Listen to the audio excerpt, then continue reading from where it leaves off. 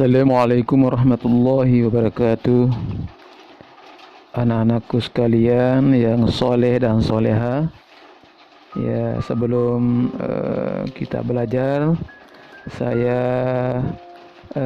harapkan anak-anakku sekalian terlebih dahulu berdoa, kemudian senantiasa membaca Al-Quran. Ya, bukan saja sebelum belajar membaca Al-Quran, tapi bagus di setiap saat. Oke, anak-anakku sekalian kelas 8 yang saya banggakan semua. Hari ini kita sudah masuk ke bagian D, Khalifah besar dinasti Abbasiyah. Itu terdapat di halaman 14. Hari ini kita akan belajar yang pertama Khalifah Abu Ja'far Al-Mansur. Ya. Jadi Khalifah Abu Ja'far Al-Mansur ini kita akan belajar ada 4 poin kita pelajari hari ini. Yang pertama bagaimana biografi beliau, dan kedua kebijakannya dalam pemerintahan. Yang ketiga bagaimana dia mendirikan kota Baghdad, dan yang keempat bagaimana perkembangan ilmu pengetahuan pada masa kekhalifahan Abu Ja'far Al-Mansur. Oke, anakku sekalian, mohon diperhatikan, didengarkan baik-baik supaya dipahami apa yang saya sampaikan. Nanti saya kasih tugas. Oke, yang pertama biografi singkat Khalifah Abu Ja'far Al-Mansur. Ya, nama lengkap Abu Ja'far Al-Mansur adalah Abu Ja'far Abdullah bin Muhammad Al-Mansur. Ya, dia adalah khalifah kedua Bani Abbasiyah. Ayahnya bernama Muhammad bin Ali, ya, bin Abdullah bin Abbas bin Abdul Muttalib, ya, masih keturunan daripada Abdul Muttalib. Beliau dilahirkan di Hamimah pada tahun 101 Hijriah. Ibu beliau bernama Salamah al-Barbariyah. Dia ibunya itu seorang wanita dari suku Barbar. Ya, Al-Mansur merupakan saudara Ibrahim. Ya, jadi bapaknya Abu Ja'far ini yaitu Al-Mansur adalah saudara Ibrahim. Ya, Al-Imam dan Abu Abbas As-Saffah. Abu Ja'far Al-Mansur diangkat atau dinobatkan sebagai putra mahkota oleh Abu Abbas As-Saffah.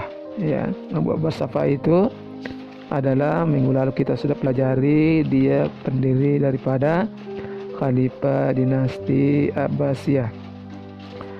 Ya, Abu Ja'far Al-Mansur ya seorang khalifah yang tegas. Jadi kepribadian beliau yang harus kita contoh daripada Abu Ja'far Al-Mansur ini adalah dia mempunyai kepribadian yang tegas.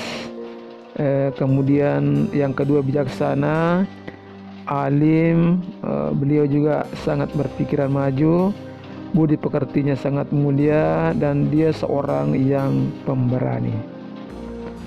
Oke, itu anakku sekalian. Yang kedua tentang beliau, yaitu bagaimana kebijakannya dalam pemerintahan. Ya, Abu Ja'far Al-Mansur setelah dilantik menjadi khalifah tahun 1306 Hijriah, 136 Hijriah, ya, Al-Mansur mulai membenahi administrasi pemerintahan dan kebijakan politiknya. Ya. Kemudian untuk memperluas jaringan politik, Al-Mansur menaklukkan kembali kota-kota atau daerah yang melepaskan diri, ya, yang sebelumnya berpisah dengan pemerintahan Abbasiyah. Dia kembali mengambil alih, ya setelah menaklukkan daerah yang pernah melepaskan diri. Ya, setelah itu dia memulai memperbaiki atau menertibkan keamanan di daerah perbatasan. Di antara usaha tersebut, di antaranya dia berhasil merebut benteng-benteng di Asia, ya, seperti di kota Malatya, ya, wilayah Kappadokia dan Sisilia, Ya, itu terjadi pada tahun 756 sampai 758 Masehi. Kemudian Al-Mansur juga membangun hubungan diplomatik dengan wilayah-wilayah di luar Jazirah Arab. Ya, dia berhasil membuat perjanjian damai dengan Kaisar Konstantin V, ya, dan mengadakan gencatan senjata atau tidak ada lagi perang, ya, tidak ada lagi perang pada saat itu, sekitar tahun 758 sampai 765 Masehi. Kemudian Khalifah juga Al-Mansur juga melakukan dakwah Islam ke Bizantium. Ya, ia berhasil menjadikan kerajaan tersebut membayar upeti tahunan kepada dinasti Abbasiyah. Kemudian yang ketiga, ya, mendirikan kota Baghdad. Ya, pada masa Abu Ja'far Al-Mansur, ya, pusat pemerintahan dipindahkan lagi ke Kufah, ya, yang sebelumnya, ya, berada di kota Ambar, ya. Beliau mendirikan istana baru, ya, dengan nama Hashimiyah II. Selanjutnya, untuk lebih memantapkan dan menjaga stabilitas politik, Al-Mansur mencari daerah strategis untuk dijadikan ibu kota negara, ya. Kemudian kota tersebut dibangun khalifah dengan melibatkan para arsitek, ya, tukang batu, tukang kayu, ahli lukis, ahli pahat, dan lain sebagainya. Mereka mendatangkan beliau dari negara Syria, Mosul, Basra, dan Kufa, yang sekitar jumlahnya kesemuanya itu adalah 100.000 orang, ya.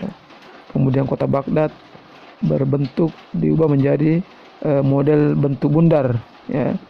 Di sekelilingnya itu dibangun dinding-dinding, tembok yang besar, dan kokoh juga tinggi.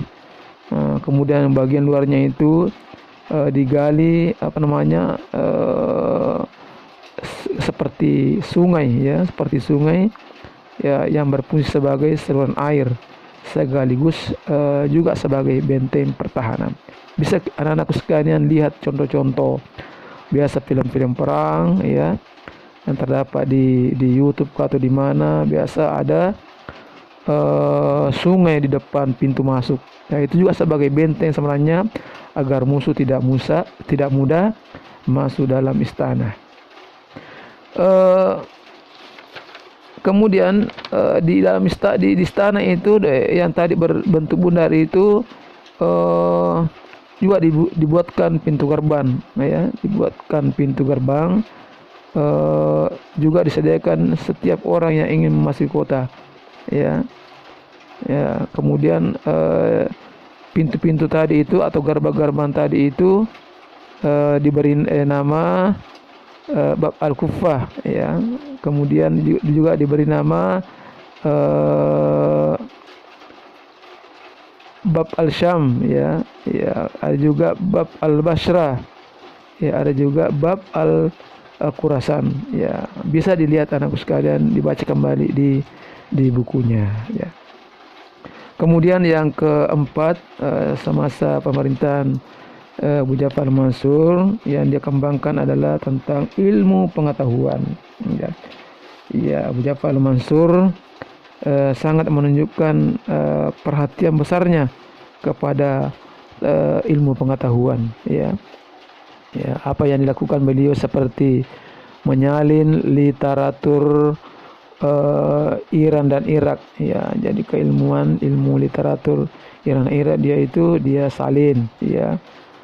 Dia juga melakukan Greek atau Syriani, ya. Dia sangat mensupport atau sangat mendorong usaha bagaimana buku-buku tadi yang disalin itu diterjemahkan, ya. Pengetahuan dari kebudayaan asing tadi diterjemahkan ke dalam bahasa Arab agar orang-orang ilmuwan itu mudah mengkaji buku tersebut. Kemudian beliau juga membuat perguruan tinggi kedokteran, ya, atau dulu disebut itu ilmu tabib, ya. Jadi dia membuat sekolah tinggi ketabiban, ya, di Jandisapur, ya, yang dibangun itu oleh seorang ahli bangunan yang namanya Khosrow Anusirwan, ya, seorang kaisar Persia. Kemudian beliau juga menghidupkan kembali tenaga-tenaga ilmuwan, ya, tenaga-tenaga pengajar tentang kedokteran, ya, tentang kesehatan, ya, yang dari Greek dan Roma, yang dulunya menjadi seorang tawanan perang. Jadi tawanan perangnya yang ahli kesehatan ini dimanfaatkan pada masa Abu Ja'far Al-Mansur. Kemudian Al-Mansur juga mendirikan sebuah perguruan tinggi sebagai guna pengetahuan yang bernama Baitul Hikmah. Ya, perguruan ini menjadikan kota Baghdad sebagai kiblat ilmu pengetahuan dan peradaban Islam. Itulah anakku sekalian yang saya banggakan, ada 4 tentang Khalifah Abu Ja'far Al-Mansur. Mudah-mudahan bisa dipahami. Apa yang saya sampaikan bisa dibaca kembali di bukunya supaya mudah dipahami. Nanti saya kasih tugas. Oke, demikian, mudah-mudahan ada manfaatnya. Wabillahi taufiq wal hidayah. Wassalamualaikum warahmatullahi wabarakatuh.